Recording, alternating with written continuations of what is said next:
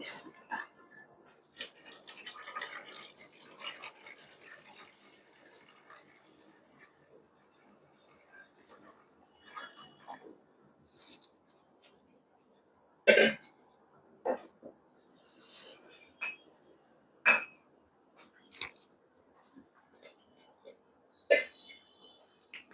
আসসালামু আলাইকুম। কেমন আছেন আপনারা? আমি আলহামদুলিল্লাহ খুব ভালো আছি। যদিও অনেক গরম পড়েছে, এখন এই গরমে অনেক উপদেশ দিতে ইচ্ছে করছে যে কিভাবে গরমটাকে পরাস্ত করা যায়। তো অনেক বেশি উপদেশ দিব না, আপনারা সবাই কম বেশি সবাই জানেন। তবে একটা কথা যে সবসময় মাথায় রাখবেন, গরমে তো গরম লাগবেই। এটা হলো অনেক বড় একটা দর্শন, ছোট্ট একটা বাক্য কিন্তু অনেক বড় একটা দর্শন। অনেক একদম আমি না একদম আগুন গরমের মধ্যেও আমি একদম স্থির থাকতে পারি শুধু এই কথার উপর নির্ভর করে। এটা আমার বাবার কথা। গরমে তো গরম লাগবেই, কিচ্ছু করার নাই। আল্লাহ গরম দিয়েছেন, আল্লাহ ঠান্ডা দিবেন, আবার বাতাস দিবেন, আবার বৃষ্টি দিবেন। অতএব প্রত্যেকটা ব্যাপারে এত রিয়াকশন দেখিয়ে কোনো লাভ নেই। যাই হোক, আমি আজকে রান্না করব। কয়দিন আগে আমি গাজীপুরে গিয়েছিলাম। সেখানকার অনেকগুলো স্কুলের একটা রিইউনিয়ন, 92 সালের যারা ব্যাচ 92 ব্যাচের রিইউনিয়ন। তো তাদের ওখানে দুপুরবেলা খাবারের ব্যবস্থা ছিল, আর ছিল হলো গাজীপুরের একদম একটা আদি রান্না, যে মেহমানকে মিষ্টিমুখ করে না, প্রথমে একটা শরবত দেয়, কিন্তু এই ড্রিঙ্কটা সবার শেষে দেয় পেটটা ঠান্ডা করার জন্য, মানে মেহমান বিদায় করার জন্য একটা আহ, ঘন একটা তরল একটা মানে ঘন কিন্তু তরল একটা পানীয় দেয়, সেটাকে বলে মিঠুলি। তো মিঠুলির জন্য আমি কিন্তু মিঠুলি শুধু খেয়েছি, এবং যিনি আমাকে খাইয়েছেন ওই ভদ্রমহিলা আমাকে বললেন যে এই উপকরণ।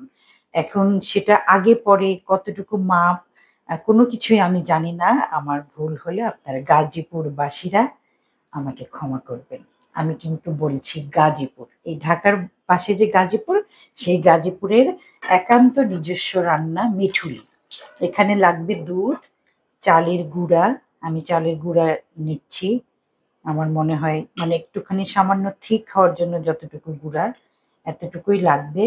এটাকে জাল দিয়ে নিব, গুড় দেব, নারিকেল থাকবে, এই যে গুড়, এটা খেজুরের গুড়।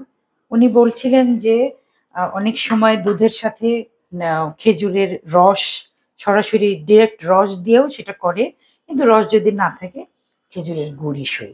এটা নারিকেল কোড়ানো, আর এই যে সাগুদানা সিদ্ধ করে রেখেছি এটা দেব, আর পর্যাপ্ত পরিমাণে যতটুকু দরকার গুড় দিব। আমি একদমই জিজ্ঞেস করতে ভুলে গেছি যে এখানে গরম মশলা দেয়া হয় কিনা।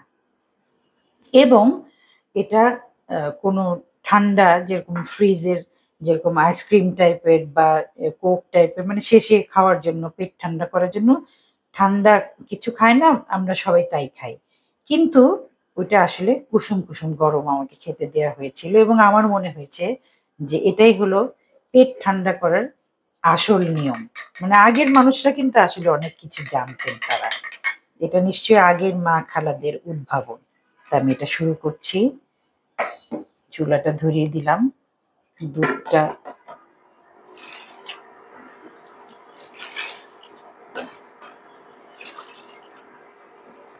সোনার পাতিলে কাঠের চামচ, কেমন নয়?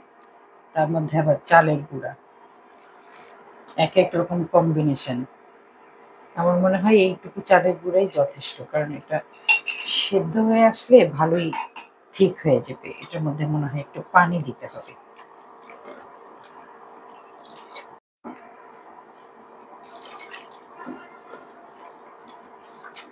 এবার আমি দিয়ে দিচ্ছি গুড়।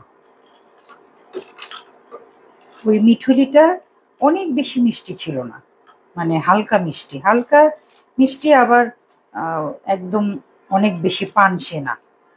তা আমার মনে হয় এইটুকু গুড় লাগবে। আমি যদি টেস্ট করে আবার আরেকবার দিতে পারি।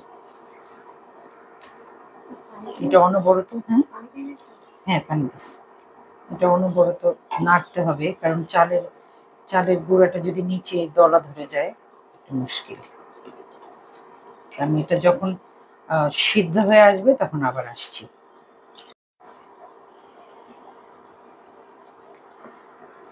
যেহেতু এটা চালের গুঁড়া, আমার মনে হয় ১ চিমটে হলেও নুন দিতে হবে। তো আমি নুনের কথা যদিও শুনি নাই, এই যে ২ আঙুলের ১ চিমটি নুন আমি দিলাম। চালের গুঁড়াতে দিতে হয়। আর এখন আমি নারকেলটা দিয়ে দিচ্ছি। আমার মনে হয় যতটুকু রান্না চড়িয়েছি এখানে আমার পুরোপুরি নারকেল একটা, এখানে আস্ত একটা নারকেল, এতগুলো নারকেল লাগবে না। আমি একটু কিপটা মার্কা। দুধ দিচ্ছি ১ কেজি, ১ লিটার দুধ, সেখানেও একটুখানি ১ কাপ চায়ের মতো দুধ রেখে দিলাম। আমার বৌমা মনে করতেছে এটা কি ভিডিওর ভিতরের কথা না ভিডিওর বাইরের কথা। আরে ভাই, আমার কথার মধ্যে ভিতর আর বাইরে কি, সবই এক। আমার কাছে ঘরের মানুষও যেরকম আপন, সারা পৃথিবীর মানুষ সেরকম আপন, কোনো গোপন কোনো কিছু নাই। সবাই আমার আপনের আপন, সবার সাথেই আমি সব কথা বলতে পারি। এই যে এখন ওইটার চেহারাটা খুলছে ধীরে ধীরে। এইবার আমি সাগুদানাটা দিব। সাগুদানা দিতে আর কিপটামি করব না, সবটাই দিব, কারণ সাগু আমার প্রিয়।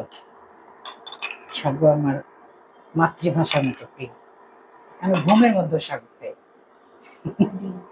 হ্যাঁ, আর ডিম তো আছে, ডিম তো মানে প্রিয় মানে হলো মাতৃভাষা, বুঝছো? যে ফারিয়া ছোটবেলা বলছে না যে ইলেকট্রিসিটি চলে গেছে, তখন যখন আসছে তখন বলছে ও ফ্যান আমাদের মাতৃভাষা। তো সেরকম যে সাগু যখন যেটা প্রিয় হবে, সাগু আমার মাতৃভাষা, স্যুপ আমার মাতৃভাষা, আমার মা আমার মাতৃভাষা। ভাই কাশি আসলে কাশি দাও, বলছি না ভিতরে বাইরে কোনো ব্যাপার নাই। এটা এখন জাল হবে, জাল হলে এটা গেলাসে গেলাসে করে অতিথি আপ্যায়ন, অতিথির গা ঠান্ডা করার জন্য, মানে মনে করেন যে পোলাও খাওয়ালাম, রোস্ট খাওয়ালাম, শেষে উনি যাতে বাড়ি যাওয়ার পরে যাতে পেটের গন্ডগোল না হয়, সেই জন্য এই আরামদায়ক মিঠুলি। কি আশ্চর্য না, এই যে আমাদের সিরাজগঞ্জে হলো গোস্ত দিয়ে রান্না করে পিঠুলি, আবার গাজীপুরে এটা মিষ্টি খাবার মিঠুলি। কত রকম নাম, একটা দেশের মধ্যে কত নাম, কত খাবার। এখন এটা বলক আসুক, আর একটু ভালো করে জাল জাল হোক, তারপরে আমি আবার আসছি। কথা বলবো না, তারপরেও আবার একটু কথা বলি। আমরা আহ, মানে জেনে রাখা ভালো, বা আমরা জানি বা জানার উচিত যে আইসক্রিম খেলে কখনো গা ঠান্ডা হয় না, আইসক্রিম খেলে দেহ ঠান্ডা হয় না। ঠান্ডা হয় নর্মাল পানি খেলে। আপনি এই উপদেশ দেওয়া ঠিক না যে গরমের দিনে আপনি গরম পানি খাবেন, এটা খুবই মানে আপত্তিকর একটা উপদেশ হয়ে যায়। সেখানে আপনি নর্মাল পানি খাওয়ার চেষ্টা করেন, নর্মাল পানি খেলেও বরঞ্চ আরাম থাকবে। ঠান্ডা পানি খাওয়ার পরে একটু পরে আরো বেশি গরম লাগে। আর ঝাল মরিচ, মানে পাকা মরিচ, শুকনা মরিচ না, পাকা মরিচটা যখন কাঁচা অবস্থায় থাকে, সেই মরিচটা আমাদের দেহ ঠান্ডা করে।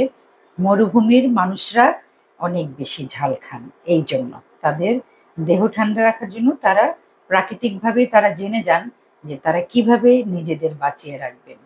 তো সেখানে আমাদের এই উপমহাদেশের যে মরুভূমি অঞ্চলগুলো আছে, সেখানকার মানুষরা অনেক বেশি ঝাল খান। আর সেই ক্ষেত্রে আমি এই যে আমার মিঠুলি হয়ে এসেছে, একদম পারফেক্ট। চুলাটা বন্ধ করে দিই। এখন আমি একটুখানি চেখে দেখি।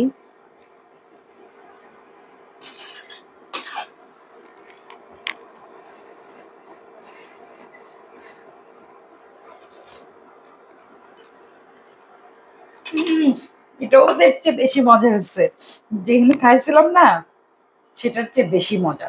আহ, নিজেকে খুবই গর্বিত মনে হচ্ছে।